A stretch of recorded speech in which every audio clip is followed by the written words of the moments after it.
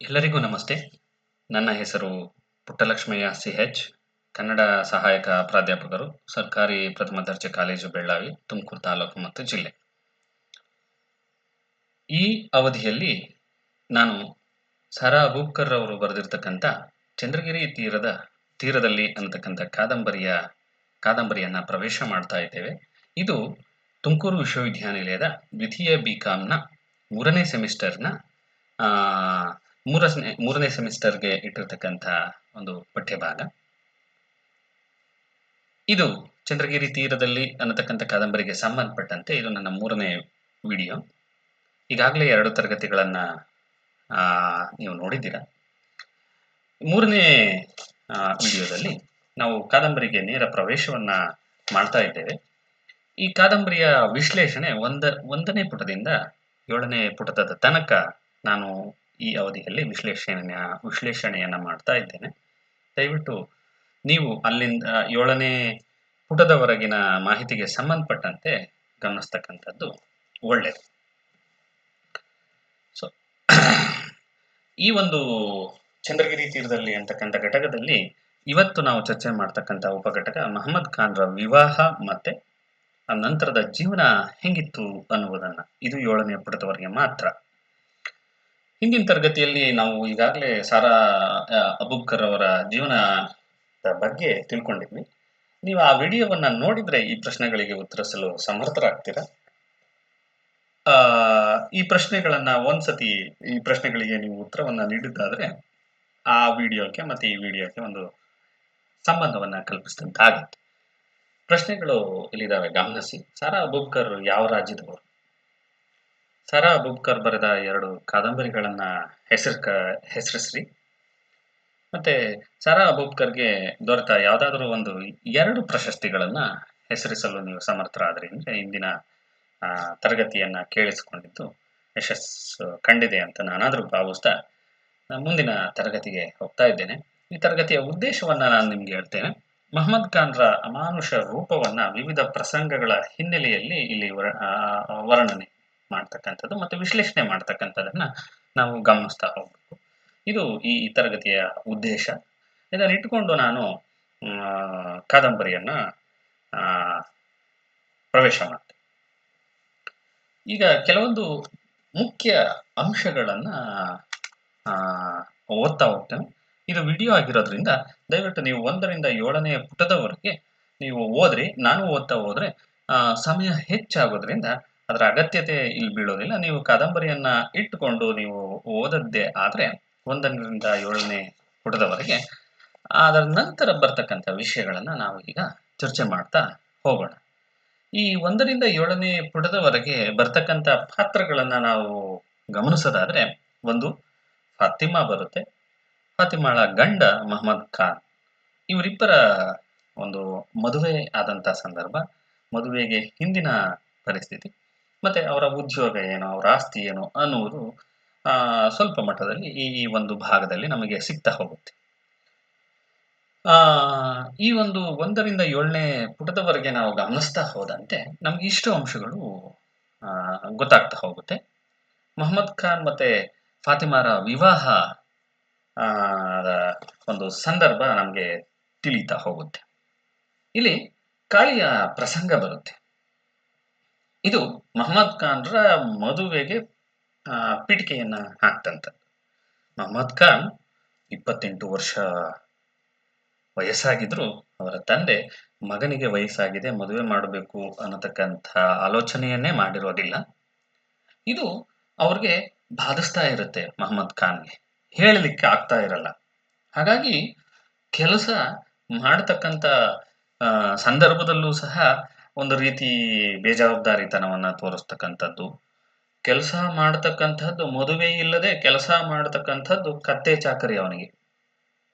ಇದೊಂದು ಕತ್ತೆ ಚಾಕರಿ ಯಾವಾಗಲೂ ಇದ್ದಿದ್ದೆ ಅಂತ ಬೈಕೊಳ್ಳೋದನ್ನ ನಾವು ಈ ಒಂದು ಭಾಗದಲ್ಲಿ ಗಮನಿಸ್ತಾ ಹೋಗ್ತೀವಿ. ಅಂದ್ರೆ ಮದುವೆ ಆದ್ರೆ ಮಾತ್ರ ಚಾಕರಿಗೆ ಬೆಲೆ, ಇಲ್ಲ ಅಂತಂದ್ರೆ ಅದು ಕತ್ತೆ ಚಾಕರಿ. ಅವನ ಮನೋಭಾವವನ್ನ ನಾವು ತಿಳ್ಕೊಳ್ತಾ ಹೋಗ್ಬೋದು. ಇಂಥ ವ್ಯಕ್ತಿ ಗೆಣಸಿನ ಬಳ್ಳಿಗೆ ನೀರು ಹಾಯಿಸಲು ಹೋಗ್ತಾನೆ. ಏತದ ಬಾವಿ ಇರುತ್ತೆ. ಆ ಏತದ ಬಾವಿಯಿಂದ ನೀರನ್ನ ಎತ್ತಿ ಗೆಣಸಿನ ಬಳ್ಳಿಗಳಿಗೆ ನೀರನ್ನ ಹಾಯಿಸಬೇಕು. ಇಂಥ ಸಂದರ್ಭದಲ್ಲಿ ಈ ರೀತಿಯ ಆ, ಅನ್ಯಮನಸ್ಕನಾಗಿ ಯಾವಾಗಲೂ ಮದುವೆ ಬಗ್ಗೆ ಆಲೋಚನೆ ಮಾಡ್ತಾ ಇರತಕ್ಕಂಥವನಾಗಿ ಆ ಕೆಲಸವನ್ನ ಮಾಡ್ತಾ ಇದ್ದಂಥ ಮಹಮ್ಮದ್ ಖಾನ್ ದೂರದಲ್ಲಿ ಗದ್ದೆ ಕೆಲಸ ಮಾಡ್ತಾ ಇರತಕ್ಕಂಥ ಆ ಒಂದು ಹೆಣ್ಣಿನ ಮೇಲೆ ಕಣ್ಣು ಬೀಳುತ್ತೆ. ಆ ಹೆಣ್ಣೆ ಕಾಳಿ. ಕಾಳಿಗೂ ವಯಸ್ಸಾಗಿರುತ್ತೆ. ಕಾಳಿಯ ತಂದೆ ಅಂಬು. ಇವನಿರ್ತಾನೆ. ಇವನು ಅವಳಿಗೂ ಸಹ ಮದುವೆಯ ಆಲೋಚನೆಯನ್ನ ಏನೋ ಮಾಡಿರೋದಿಲ್ಲ. ಹಾಗಾಗಿ ಕಾಳಿಯ ಹಿಂದೆ ಬೀಳ್ತಾನೆ. ಅವಳ ಸ್ನಾನ ಮಾಡ್ಲಿಕ್ಕೆ ಹೋದಂತ ನದಿಗೆ ಹೋದಂತ ಸಂದರ್ಭದಲ್ಲಿ ಅಲ್ಲಿಗೆ ಇವನು ಅವಳನ್ನ ಆ, ಹಿಂಬಾಲಿಸಿ ಆಕೆ ಸ್ನಾನ ಮಾಡುವುದನ್ನೇ ನೋಡ್ತಾ ಮೆಮರಿತಾರೆ. ಹಿಂದಿನಿಂದ ಬಂದಂತ ಅಂಬು ಕುಡಿದು ಬಿಟ್ಟಿರ್ತಾರೆ. ಅಂಬು ಬಂದು ನಿಂತಿದ್ದು ಕಾಣಲಿಲ್ಲ. ಏನು ಸ್ವಾಮಿ, ನಿಮ್ಗೆ ಇಂಥ ಕೆಲಸ ಸರಿನಾ? ನಿಮ್ಗೆ ಹೇಳ್ಸಿದ ಬೆಲೆನಾ ಇದು ಅಂತ ಹೇಳಿ ಅವನು ಕೇಳ್ತಾನೆ. ಸೋಮಿ ಅಂತಾನೆ. ಸಾಮಾನ್ಯವಾಗಿ ಸೋಮಿ, ಸ್ವಾಮಿ ಇದು ಗ್ರಾಮ್ಯ ಭಾಷೆಯಲ್ಲಿ ಸೋಮಿ ಆಗಿದೆ. ಅದು ಸೋಮಿ ಅಂತಕ್ಕಂಥದ್ದು ಯಾವುದೇ ಹೆಣ್ಣಿನ ಹೆಸರಲ್ಲ. ಗಮನಿಸಿ. ಸ್ವಾಮಿ, ಏನ್ ಸ್ವಾಮಿ ಇದು? ನಿಮ್ಮಂಥವ್ರಿಗೆ ಹೇಳ್ಸಿದ ಬೆಲೆನಾ ಇದು ಅಂತ ಹೇಳಿ, ತಾಳಿ ನಿಮ್ಮ ತಂದೆಗೆ ಹೇಳ್ತೀನಿ ಅಂತ ಹೇಳಿ ಅವರ ತಂದೆಗೆ ದೂರನ್ನ ಕೊಡ್ತಾನೆ. ಆಗ ಮಹಮ್ಮದ್ ಖಾನರ ತಂದೆ ನನ್ನ ಮಗನಿಗೆ ಮದುವೆ ಮಾಡಬೇಕು ಅನ್ನೋ ಆಲೋಚನೆಗೆ ಬರ್ತಾನೆ. ಹಾಗಾಗಿ ಮಹಮ್ಮದ್ ಖಾನ್ರ ಮದುವೆಗೆ ಫಾತಿಮಾಳ ದುರಂತಕ್ಕೆ ಪ್ರಾರಂಭಿಕ ಮುನ್ನುಡಿಯನ್ನ ಇಟ್ಟಿದ್ದು ಕಾಳಿಯ ಪ್ರಸಂಗ. ಇನ್ನ ಈ ಅಧ್ಯಾಯದಲ್ಲಿ ನಾವು ಗಮನಿಸ್ತಕ್ಕಂಥದ್ದು ಮಹಮ್ಮದ್ ಖಾನ್ ಮತ್ತೆ ಫಾತಿಮಾರ ಮದುವೆ ಆಯ್ತಲ್ಲ, ಅವರಿಬ್ಬರ ವಯಸ್ಸಿನ ಅಂತರವನ್ನ ಗಮನಿಸಬೇಕು. ಮಹಮ್ಮದ್ ಖಾನ್ಗೆ ಮದುವೆ ಆಗ್ತಕ್ಕಂಥ ಸಂದರ್ಭದಲ್ಲಿ 28 ವರ್ಷ ವಯಸ್ಸಾದ್ರೆ ಫಾತಿಮಾಗೆ 11 ಸರಿಯಾಗಿ ಆಗಿರೋದಿಲ್ಲ. ಅಂದ್ರೆ 17 ವರ್ಷಗಳ ಅಂತರ ಇರತಕ್ಕಂಥದ್ದನ್ನು ನಾವು ಗಮನಿಸ್ಬೋದು. ಮನೋವಿಜ್ಞಾನಿಗಳು ಇತ್ತೀಚೆಗೆ ಹೇಳ್ತಕ್ಕಂಥ ಮದುವೆಯ ವಯಸ್ಸಿನ ಅಂತರಕ್ಕೂ ಇವರ ವಯಸ್ಸಿನ ಅಂತರಕ್ಕೂ ಇರತಕ್ಕಂಥ ವ್ಯತ್ಯಾಸವನ್ನ ನಾವು ಗಮನಿಸ್ಬೋದು. ಸುಮಾರು 17 ವರ್ಷಗಳ ಅಂತರ ಇರತಕ್ಕಂಥದ್ದನ್ನ ಇಲ್ಲಿ ನಾವು ನೋಡ್ಬೋದು. ಮತ್ತೆ ಪ್ರಥಮ ರಾತ್ರಿಯಲ್ಲಿ ನಡೆದಂತಹ ಕಹಿ ಘಟನೆ ಅದನ್ನ ನಾವು ಗಮನಿಸ್ಬೇಕು. ಅದಕ್ಕಿಂತ ಹೆಚ್ಚಿಗೆ ಮದುವೆ ಬಗ್ಗೆ ಕಲ್ಪನೆ ಯಾರ್ಯಾರು ಏನೇನು ಇಟ್ಕೊಂಡಿದ್ರು ಅನ್ನೋದನ್ನ ಇಲ್ಲಿ ಗಮನಿಸ್ಬೇಕು. ಹಿರಿಯರು ಮದುವೆ ಅಂತಂದ್ರೆ ಅದು ಒಂದು ಮನೆತನದ ಪ್ರಶ್ನೆ. ಕೇವಲ ಮದುವೆ ಮಾಡಿಕೊಂಡಾಗ ಮಗನಿಗೆ ಅಥವಾ ಮನೆಯಲ್ಲಿರ್ತಕ್ಕಂಥ ಪುರುಷನಿಗೆ ಕೇವಲ ಹೆಣ್ಣು ಒಂದೇ ಬರೋದಿಲ್ಲ, ಅದ್ರ ಜೊತೆಗೆ ಆಸ್ತಿನೂ ಬರುತ್ತೆ.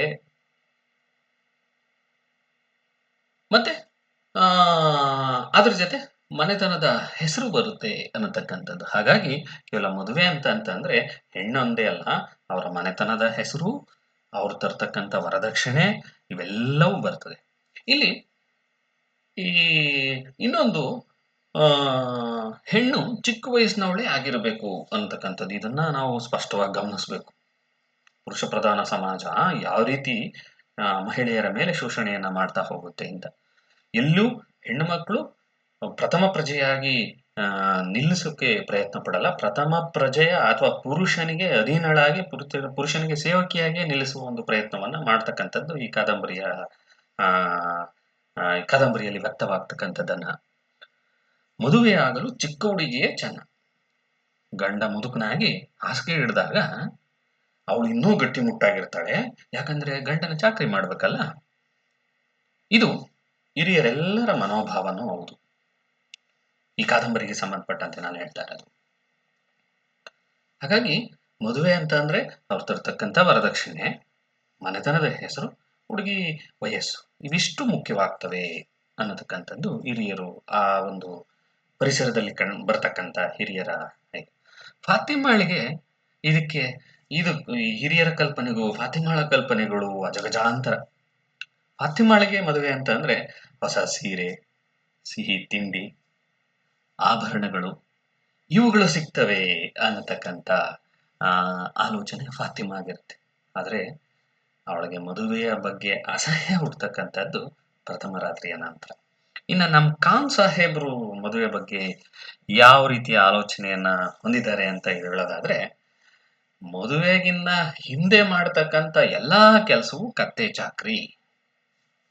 ಹಾಗಾದ್ರೆ ಖಾನ್ ಸಾಹೇಬ್ರು ಮದುವೆ ಆದ್ಮೇಲೆ ಮಾಡಿದ್ದೇನು?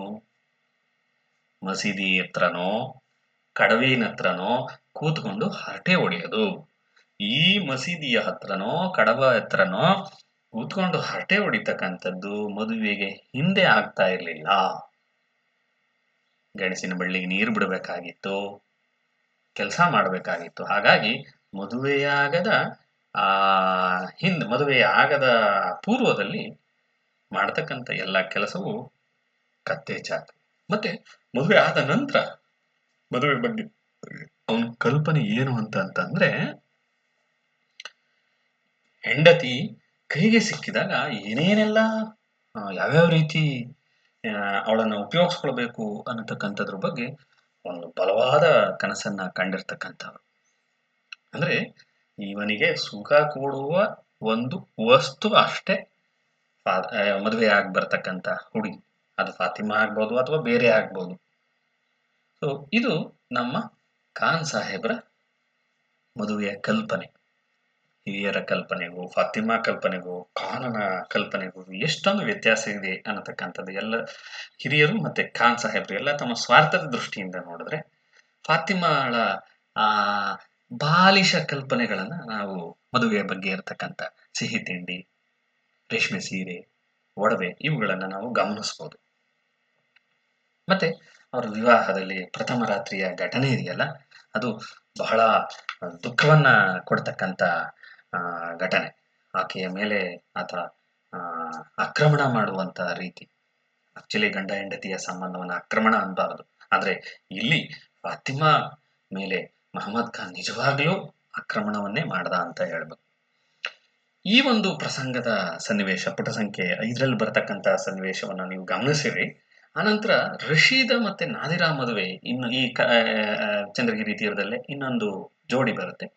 ಆ ಜೋಡಿ ಪ್ರಥಮ ರಾತ್ರಿಯ ಸಂದರ್ಭದಲ್ಲಿ ಯಾವ ರೀತಿ ವ್ಯವಹರಿಸ್ತು, ಇಲ್ಲಿ ಮಹಮ್ಮದ್ ಖಾನ್ ಯಾವ ರೀತಿ ವ್ಯವಹರಿಸ್ತಾ, ಅಲ್ಲಿ ನಾದಿರಾಳ ಜೊತೆ ರಶೀದ್ ಯಾವ ರೀತಿ ವ್ಯವಹರಿಸ್ತಾ ಅನ್ನುವುದನ್ನ ತಿಳ್ಕೊಂಡ್ರೆ ನಮ್ಗೆ ಮಹಮ್ಮದ್ ಖಾನ್ ಎಂತವನು ಅಂತ ಗೊತ್ತಾಗ್ಬಿಡುತ್ತೆ. ಸಹಜವಾಗಿ ತನ್ನದೇ ಆಗಿದ್ದ ಸ್ವತ್ತು ಫಾತಿಮಾ, ನಾವು ಆ ಪದವನ್ನು ಬಳಸಬಾರದು ಸ್ವತ್ತು ಅಂತ, ಆದ್ರೆ ಕಾದಂಬರಿಕಾರರ ಪದವನ್ನ ಹೇಳಿರ್ತಕ್ಕಂಥದ್ದನ್ನ ನೇರವಾಗಿ ಮಹಮ್ಮದ್ ಖಾನ್ ಅನ್ವಯಿಸುವಂತೆ ಹೇಳ್ತಾ ಇದ್ದೇನೆ. ತನ್ನದೇ ಆಗಿದ್ದ ಸ್ವತ್ತನ್ನ ಸ್ವಾಧೀನಪಡಿಸಿಕೊಳ್ಳಲು ಗಂಡು ಬಲಪ್ರಯೋಗ ಮಾಡಬೇಕಾದ ಅಗತ್ಯ ಇರಲಿಲ್ಲ.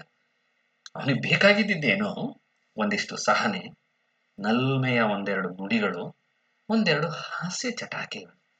ಇವಿಷ್ಟೇ ಸಾಕು ಆ ಪುಟ್ಟ ಹೆಣ್ಣು ಜೀವವನ್ನ ವಶಪಡಿಸಿಕೊಳ್ಳಲು. ಆದರೆ ಕಡು ಲೋಭಿಯಾಗಿರ್ತಕ್ಕಂಥ ಮಹಮ್ಮದ್ ಖಾನ್ ಅಥವಾ ಕಡು ಲೋಭಿಯಾಗಿರ್ತಕ್ಕಂಥ ಯಾವುದೇ ಪುರುಷ, ಮೊದಲ ರಾತ್ರಿಯಲ್ಲಿ ಈ ರೀತಿ ವ್ಯವಹರಿಸ್ತಕ್ಕಂಥ ಯಾವುದೇ ಪುರುಷ ಈ ರೀತಿ ವರ್ತಿಸಬಾರದು ಅನ್ನುವುದನ್ನ ವರ್ತಿಸ್ತಾನೆ ಅನ್ನೋದನ್ನ ಈ ಒಂದು ಪ್ರಸಂಗದಲ್ಲಿ ಹೇಳ್ತಾ ಹೋಗ್ತಾರೆ. ಯಾವುದರಲ್ಲಿ ಆತ ಕಲ್ಪನೆ ಮಾಡ್ಕೊಳ್ರಿ, ಬೆತ್ತವನ್ನ ಇಟ್ಟು ಆಕೆಯನ್ನ ಹೆದರಿಸ್ತಾನೆ ಅಂತಂದ್ರೆ ಯೋಚನೆ ಮಾಡ್ಬೇಕಾದ್ದೆ ನಾವು. ಆಕೆ 2ನೇ ರಾತ್ರಿ ಆತನ ಕೋಣೆಗೆ ಹೋಗಲು ದಮ್ಮಯ್ಯ ಹಾಕಿ ಬೇಡ್ಕೊಳ್ತಾಳೆ, ನನ್ನನ್ನ ಕಳಿಸ್ಬೇಡ್ರಿ ಅಂತ. ನಿಮ್ಮನೇಲಿ ನೀನು ಹಿಂಗಂತಿದ್ಯಾ, ನಮ್ಮ ಮನೆಗೆ ಬಾ ನೋಡ್ತೀನಿ ಅಂತ ಹೇಳಿ ಆತನ ಮನೆಯಲ್ಲಿ ಫಾತಿಮಾಳನ್ನ ಸ್ವಾಗತಿಸ್ತಕ್ಕಂಥದ್ದು ಮೂಲೆಯಲ್ಲಿಟ್ಟಿರ್ತಕ್ಕಂಥ ಬೆತ್ತ. ಹಾಗಾಗಿ ಆ ಫಾತಿಮಾ ಮಹಮ್ಮದ್ ಖಾನ್ರ ಮನೆಯನ್ನ ಸೇರಿದ ಮೇಲೆ ಬೆಲ್ಲಕ್ಕಿಂತ ಬೆತ್ತದ ರುಚಿಯನ್ನೇ ಜಾಸ್ತಿ ತಿಂದವಳು. ಈ ಬೆತ್ತದ ರುಚಿ ದೈಹಿಕವಾಗಿ ಆದ್ರೆ ಪರವಾಗಿಲ್ಲ, ಒಂದು ಸತಿ ಮಾನಸಿಕ ಪರಿಣಾಮವನ್ನು ಬೀರ್ತಕ್ಕಂಥದ್ದನ್ನ ನಾವು ಗಮನಿಸ್ಬೋದು. ಅಕ್ಕನ ಮಗಳ ಮದುವೆಗೆ ಹೋಗಿರ್ತಕ್ಕಂಥ ಸನ್ನಿವೇಶ, ಅಕ್ಕನ ಅದನ್ನ ಖಾನ್ ವ್ಯಕ್ತಿತ್ವದಲ್ಲಿ ನಾವು ಚರ್ಚೆ ಮಾಡೋಣ. ಈಗ ಫಾತಿಮಾಳ ಬದುಕು ಮತ್ತೆ ವ್ಯಕ್ತಿತ್ವದ ಬಗ್ಗೆ ಬರೋಣ. ಫಾತಿಮಾ ಮಹಮ್ಮದ್ ಖಾನ್ರನ್ನ ಮದುವೆಯಾಗಿ ಗಂಡನ ಮನೆಗೆ ಬಂದಾಗ ಗಂಡನ ಸ್ಥಿರ ಆಸ್ತಿ ಅಂತ ಇದ್ದಿದ್ದು ಏನು ಅಂತಂದ್ರೆ ಒಂದು ಆ ಎಕರೆ ತೆಂಗಿನ ತೋಟ, ಮತ್ತೆ ಅದರ ಮಧ್ಯದಲ್ಲಿರ್ತಕ್ಕಂಥ ಚಿಕ್ಕ ಮನೆ, ಮಣ್ಣಿನ ಗೋಡೆಯ ಮನೆ. ಇದು ಫಾತಿಮಾರನ್ನ ಮಹಮ್ಮದ್ ಖಾನ್ ಮದುವೆಯಾಗಿ ಬಂದಾಗ ಮಹಮ್ಮದ್ ಖಾನ್ ಪೂರ್ವಜರಿಂದ ಪಡೆದುಕೊಂಡಿದ್ದಂತ ಆಸ್ತಿ. ಆದ್ರೆ ಈಕೆ ಬಂದು ಚರ ಆಸ್ತಿಯನ್ನು ಸೃಷ್ಟಿಸ್ತಾ ಹೋಗ್ತಾಳೆ. ಹೆಣ್ಣು ಸೃಷ್ಟಿಕ್ರಿಯೆಯ ಮೂಲವೂ ಹೌದು, ಹೌದಲ್ವಾ? ಹಾಗಾಗಿ ಆಸ್ತಿಯನ್ನು ಸೃಷ್ಟಿಸ್ತಕ್ಕಂಥ ಕೆಲಸವನ್ನ ಮಾಡ್ತಾಳೆ. ಅವಳೇನು ಬಹಳ ದೊಡ್ಡ ಬಂಗಲೆಯನ್ನ ಕೊಳ್ಳೋದಿಲ್ಲ, ಬಹಳ ದೊಡ್ಡ ಆಸ್ತಿಯನ್ನ ಇದ್ ಮಾಡೋದಿಲ್ಲ. ಜೀವನಕ್ಕೆ ಬೇಕಾಗಿರ್ತಕ್ಕಂಥ 3-4 ಆಡು, ಅವಳ ಮರಿ, ಒಂದಷ್ಟು ಕೋಳಿ, ಆ ಜೊತೆಗೆ ದನಗಳು, ಇವನ್ನ ಸೃಷ್ಟಿ ಮಾಡ್ಕೊಳ್ತಾ ಹೋಗ್ತಾಳೆ. ಇದ್ರ ಜೊತೆಗೆ ಆಕೆ ಕಡವಿನಲ್ಲಿ ಏನ್ ಮಾಡ್ತಾ ಹೋಗ್ತಾಳೆ, ಆ ಈ ತೆಂಗಿನ ಮಡಲುಗಳನ್ನ ಹೆಣೆದು ಮಾರ್ತಕ್ಕಂಥ ಕೆಲಸವನ್ನ ಮಾಡ್ತಾಳೆ. ಬಹುಶಃ ಮದುವೆ ಆದ್ಮೇಲೆ ಇವನು ಮಾಡ್ತಕ್ಕಂಥ ಕೆಲಸ ಮುಂದೆ ಕಾದಂಬರಿ ಮುಂದುವರೆದಂತೆ ಏನಾಗುತ್ತೆ, ಅವನು ಬೀಡಿಯನ್ನ ಮಾರ್ತಕ್ಕಂಥದ್ದನ್ನ, ಕಟ್ಟಿರ್ತಕ್ಕಂಥ ಬೀಡಿ, ಜಮೀಲೆ ನಾದಿರ ಕಟ್ಟಿರ್ತಕ್ಕಂಥ ಬೀಡಿಯನ್ನ ಮಾರಿ ಹಣವನ್ನ ತರ್ತಕ್ಕಂಥದ್ದನ್ನ ನಾವು ಗಮನಿಸ್ತೀವಿ. ಇಲ್ಲಿ ಫಾತಿಮಾ ಎಣೆದಿರ್ತಕ್ಕಂಥ ಆ ಒಂದು ತೆಂಗಿನ ಮಡಲುಗಳನ್ನ ಮಾರಿ ಹಣವನ್ನ ತರ್ತಾನೆ. ಇಷ್ಟೇ ಕೆಲಸ ನಮ್ಮ ಮಹಮ್ಮದ್ ಖಾನ್ ಮಾಡ್ತಕ್ಕಂಥದ್ದು.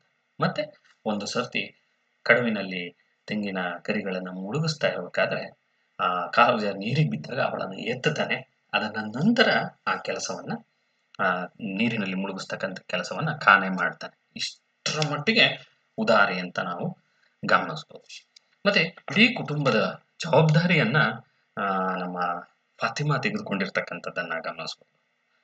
ನಮ್ಮ ಮಹಮ್ಮದ್ ಖಾನ್ ಇದರಲ್ಲಿ ಮಸೀದಿಯಲ್ಲೋ ಎಲ್ಲೋ ಒಂದ್ ಕಡೆ ಹರಟೆ ಹೊಡ್ಕೊಂಡು ಕುತ್ಕೊಳ್ತಾ ಹೋಗ್ತಾನೆ. ಆದ್ರೆ ಇಲ್ಲಿ ಇಡೀ ಕುಟುಂಬದ ಜವಾಬ್ದಾರಿಯನ್ನ ಫಾತಿಮಾ ಹೊರ್ತಕ್ಕಂಥದ್ದು, ಅವಳ ಬಗ್ಗೆ ನಮಗೆ ಗೌರವದ ಭಾವನೆ ಉಂಟಾಗ್ತಕ್ಕಂಥದ್ದನ್ನ ನಾವು ನೋಡ್ಬೋದು. ಎಲ್ಲವನ್ನ ಸಹಿಸುವ ಗುಣ ಅಷ್ಟು ಚಿಕ್ಕ ವಯಸ್ಸಿನಲ್ಲೇ ಬಂದ್ಬಿಟ್ಟಿರುತ್ತೆ. ಮೊದಲ ರಾತ್ರಿ ಮಾತ್ರ ಆಕೆ ದೂರನ್ನ ಹೇಳ್ತಾಳೆ ಬಿಟ್ರೆ, ನನ್ನನ್ನ ಇದಕ್ಕೆ ಮತ್ತೊಂದು ರಾತ್ರಿ ಖಾನನ ಕೋಣೆಗೆ ಕಳಿಸ್ಬೇಡ್ರಿ ಅಂತ ಇನ್ನೆಲ್ಲೂ ಇಡೀ ಕಾದಂಬರಿಯಲ್ಲಿ ಎಲ್ಲೂ ಸಹ ಆಕೆ ಆತನ ಪ್ರತಿಭಟಿಸುವ, ಆತನ ಬಗ್ಗೆ ದೂರ ಹೇಳ್ತಕ್ಕಂಥ ಒಂದು ಇದನ್ನ ಬೆಳೆಸ್ಕೊಳ್ಳಲ್ಲ. ಹೊಂದಿಕೊಂಡು ಹೋಗುವ ಒಂದು ಕೆಲಸವನ್ನ ಮಾಡ್ತಾಳೆ. ಇದು ಫಾತಿಮಾಳ ಬಗ್ಗೆ ನಮ್ಗೆ ಗೌರವವನ್ನ ಉಂಟಾಗುವಂತೆ ಮಾಡ್ತದೆ. ಇನ್ನ ಖಾನ್ರ ವ್ಯಕ್ತಿತ್ವ ಇಡೀ ಒಂದು ಕಾದಂಬರಿಯಲ್ಲಿ ನಮ್ಗೆ ಪರಿಚಯ ಆಗುತ್ತೆ. ಆದ್ರೆ ಇಲ್ಲಿ 7ನೇ ಪುಟದವರೆಗೆ ಬರೋದ್ರಿಂದ ಮೊದಲಿಗೆ ಖಾನ್ರು ಹೆಂಗಿದ್ರು ಅನ್ನುವುದನ್ನ ಲೇಖಕಿ ಹೇಳ್ತಾ ಹೋಗ್ತಾಳೆ. ಆತನ ಕ್ರೂರ ವ್ಯಕ್ತಿತ್ವ ಮೊದಲ ರಾತ್ರಿ ಫಾತಿಮಾಳಿಗೆ ಮೂಲಕ ನಮ್ಗೆ ಪರಿಚಯ ಆಗ್ತದೆ. ಇನ್ನೊಂದು ಅಕ್ಕನ ಮಗಳ ಮದುವೆ ಪ್ರಸಂಗದಲ್ಲಿ ಅವನ ರೌದ್ರಾವತಾರ ನಮಗೆ ಗೊತ್ತಾಗ್ತದೆ. ಪ್ರಥಮ ರಾತ್ರಿಯಲ್ಲಿ ಆಕೆಯ ಮೇಲೆ ಆಕ್ರಮಣ ಮಾಡಿದ ರೀತಿ ನಮ್ಗೆ ಏನನ್ನ, ಆತನ ಬಗ್ಗೆ ಜಿಗುಪ್ಸೆಯನ್ನ, ಅಸಹ್ಯವನ್ನ, ತನ್ನದೇ ಆಗಿರತಕ್ಕಂಥ ವಸ್ತುವನ್ನ ಒಲಿಸಿಕೊಳ್ಳುವ ರೀತಿ ಗೊತ್ತಿಲ್ಲದ ಆ ಒಂದು ಕ್ರೂರಿ ಖಾನ್ರನ್ನ ನಮ್ಗೆ ತೋರಿಸ್ಕೊಟ್ರೆ, ಎರಡನೇ ಅವನ ರೌದ್ರ ಅವತಾರವನ್ನ ನಾವು ನೋಡ್ತಕ್ಕಂಥದ್ದು ಅಕ್ಕನ ಮಗಳ ಮದುವೆ ಪ್ರಸಂಗದಲ್ಲಿ.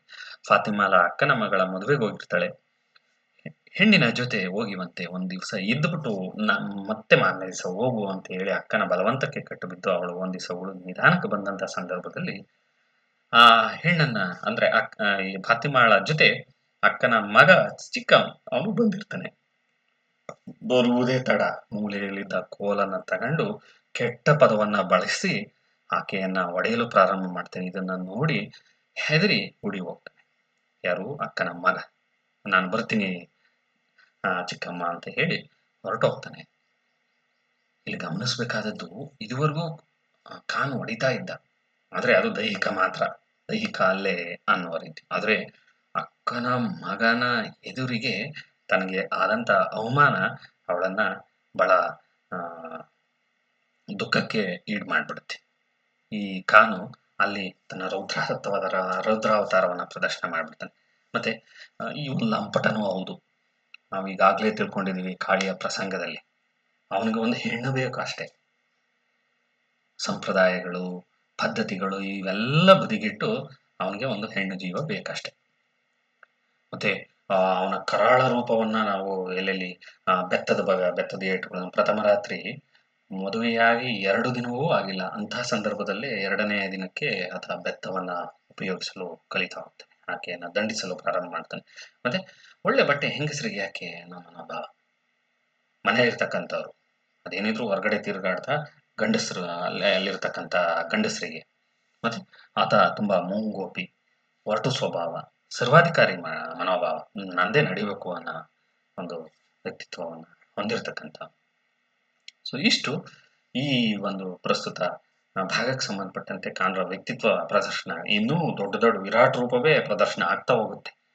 ಆದರೆ ಎಲ್ಲದಕ್ಕೂ ಒಂದು ಅಂತ್ಯ ಇದೆಯಲ್ವಾ, ಅದನ್ನೇ ಕಾದಂಬರಿಗಾರ್ತಿ ಕೊನೆಯಲ್ಲಿ ನಮಗೆ ತಿಳಿಸ್ತಾ ಹೋಗ್ತಾರೆ. ಇಂತಹ ಕಾನು ಸಹ ಕೊನೆಗೆ ಯಾವ ರೀತಿ ಆ ಆ, ಸಂಕುಚಿತ ಆಗ್ತಾ ಹೋಗ್ತಾನೆ ಅನ್ನೋದನ್ನ ಕಾದಂಬರಿಯ ಕೊನೆಯಲ್ಲಿ ನಮಗೆ ತಿಳಿಸ್ತಾ ಹೋಗ್ತಾರೆ. ಸೊ ಈ ಒಂದು ವಿಡಿಯೋಕ್ಕೆ ಅಥವಾ ಈ ಒಂದು ಆ ಭಾಗಕ್ಕೆ ಸಂಬಂಧಪಟ್ಟಂತೆ ನಾವು ಫಾತಿಮಾಳ ದಿನಚರಿ ಏನೇನು ಕೆಲಸ ಮಾಡ್ತಿದ್ಲು ಅವಳು ಅನ್ನೋದನ್ನ ತಿಳ್ಕೊಂಡ್ವಿ. ಕಾಳಿಯ ಪ್ರಸಂಗ ಆ ಯಾವ ರೀತಿ ಮಹಮ್ಮದ್ ಖಾನನ ಬದುಕಲ್ಲಿ ತಿರುವನ್ನ ಕೊಡ್ತು ಅನ್ನೋದನ್ನ ನಾವು ತಿಳ್ಕೊಂಡ್ವಿ. ಮದುವೆಯಾದ ಮಹಮ್ಮದ್ ಖಾನ್ ಮತ್ತೆ ಫಾತಿಮಾ ಮದುವೆಯಾದ ಪ್ರಾರಂಭದ ದಿನಗಳು ಹೇಗಿದ್ದೋ ಅನ್ನೋದನ್ನ, ಖಾನ್ರ ಒರಟು ಕ್ರೂರ ವ್ಯಕ್ತಿತ್ವವನ್ನ ನಾವು ತಿಳ್ಕೊಂಡ್ವಿ. ಅದೇ ರೀತಿ ಗೌರವವನ್ನು ಉಂಟು ಮಾಡ್ತಕ್ಕಂಥ ಫಾತಿಮಾಳ ವ್ಯಕ್ತಿತ್ವದ ಬಗ್ಗೆನೂ ನಾವು ತಿಳ್ಕೊಂಡ್ವಿ. ಇದಾದ್ಮೇಲೆ ಈ ಒಂದು ಆ ಭಾಗಕ್ಕೆ ಸಂಬಂಧಪಟ್ಟಂತೆ ಕೆಲವೊಂದು ಪ್ರಶ್ನೆಗಳನ್ನ ನಾನು ನಿಮ್ಮ ಮುಂದೆ ಇಡ್ತಾ ಹೋಗ್ತೇನೆ. ಸಾಧ್ಯವಾದಷ್ಟು ಉತ್ತರಿಸುವ ಪ್ರಯತ್ನವನ್ನ ಮಾಡಿ. ಮದುವೆಯಾದಾಗ ಫಾತಿಮಾಳ ವಯಸ್ಸೆಷ್ಟು? ಎ 11 ವರ್ಷ, ಬಿ 18 ವರ್ಷ, ಸಿ 15 ವರ್ಷ, ಡಿ 20 ವರ್ಷ. ಎರಡನೇ ಪ್ರಶ್ನೆ, ಗೆಣಸಿನ ಬಳ್ಳಿಗೆ ನೀರು ಹಾಯಿಸುತ್ತಿದ್ದುದು ಎ ಕೊಳವೆ ಬಾವಿಯಿಂದ, ಬಿ ಏತದ ಬಾವಿಯಿಂದ, ಸಿ ನದಿಯ ನೀರಿನಿಂದ, ಡಿ ಕೆರೆಯ ನೀರಿನಿಂದ. ಅಂಬು ಯಾರು? ಕಾಳಿಯ ಗಂಡ, ಕಾಳಿಯ ತಂದೆ, ಕಾಳಿಯ ಅಣ್ಣ, ನಾದಿರಾಳ ಗಂಡ. ಗಂಡಸರಿಗೆ ಎಂತೆಂಥದ್ದೋ ಹುಚ್ಚುಗಳಿರುತ್ತೆ. ಸದ್ಯ ನಿಮ್ಮ ಅಬ್ಬನಿಗೆ ಅದೊಂದು ಹುಚ್ಚಿಲ್ಲ ಎನ್ನುತ್ತಾಳೆ. ಇಲ್ಲಿ ಫಾತಿಮಾ ಹೇಳಿದ ಅದೊಂದು ಹುಚ್ಚು ಯಾವುದು? ಕುಡಿತದ ಹುಚ್ಚು, ಹೆಣ್ಣಿನ ಹುಚ್ಚು, ಜೂಜಿನ ಹುಚ್ಚು, ತಿರುಗಾಟದ ಹುಚ್ಚು. ಬಹುಶಃ ಇದು ನಿಮಗೆ ಕಾದಂಬರಿಯ 1ರಿಂದ 7ನೇ ಪುಟದವರೆಗೆ ಓದಂಥ ಸಂದರ್ಭದಲ್ಲಿ ಈ ಪ್ರಶ್ನೆಗೆ ಉತ್ತರ ನಿಮಗೆ ಸಿಗುತ್ತೆ. ದಯವಿಟ್ಟು ಅದೊಂದನ್ನು ಗಮನಿಸಿ. ಇದುವರೆಗೂ ಈ ಒಂದು ಪಾಠವನ್ನು ಕೇಳಿಸ್ಕೊಂಡಂತ ನಿಮ್ಮೆಲ್ಲರಿಗೂ ಧನ್ಯವಾದಗಳು.